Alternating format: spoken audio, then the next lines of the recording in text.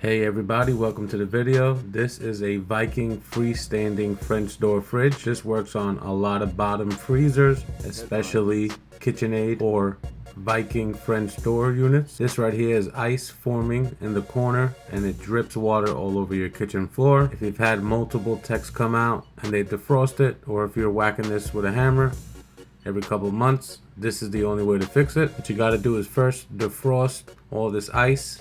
Turn the fridge off, unplug it. What you gotta do is now defrost the entire drain trough. There's gonna be a lot of ice if this has been going on for months. So this takes about 20-30 minutes of hair dryer, hot water, or steamer. And what you wanna do is make sure all the ice is gone. Now when they engineered this fridge, on the back of the fridge, they put something called the duck bill. And that's the issue here. We're gonna replace that after we get rid of all this water. I like to get rid of the water and suck it out first, so that we don't have a flood behind the fridge when we're done. This part of it could take up to 20 minutes. Make sure that you get rid of all the ice and suck out as much water as you can. Sometimes you're gonna find carrots and peas and random food that fell back there. Now you could take off the back wall, which I normally do, but in this case, it was just gonna take way too long. So I decided to just go from the front. If you look closely there's some ice still lingering. So I made sure to defrost all of it first. Make sure while you do this, you like and subscribe, leave a comment, and stay tuned to the end where we actually fix this problem. If you go this far, it's not over yet. Once you take care of all the ice in the front and take out as much water as you can, pull the fridge out and then remove the screws that go around the back panel.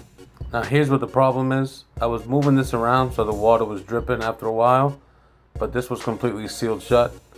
And this is the duck bill. What you got to do is now squeeze it and pull it out.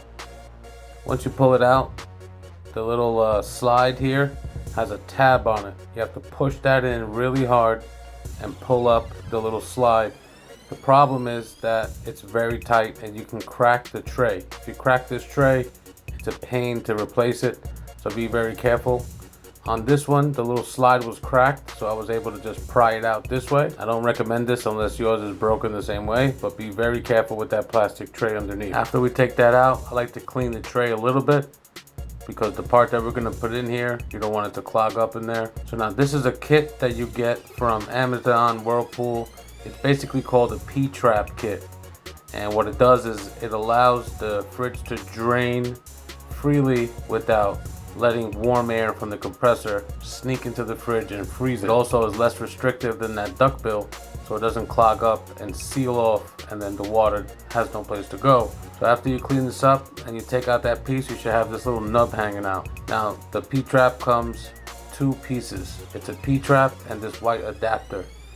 The white adapter, I'll show it to you here, that slides over the little nub sticking out, and then the P-trap is upside down in this picture, but the black bottom part slides over the nub, and then the gray piece clips onto the pan. So this is from a Whirlpool video. Basically, he pushes the nub on and then he takes the P-trap, and what you got to do now is put the black part into the nub and push it firmly up against the fridge, and then the bottom will click into the drain pan, and make sure you hear a little click.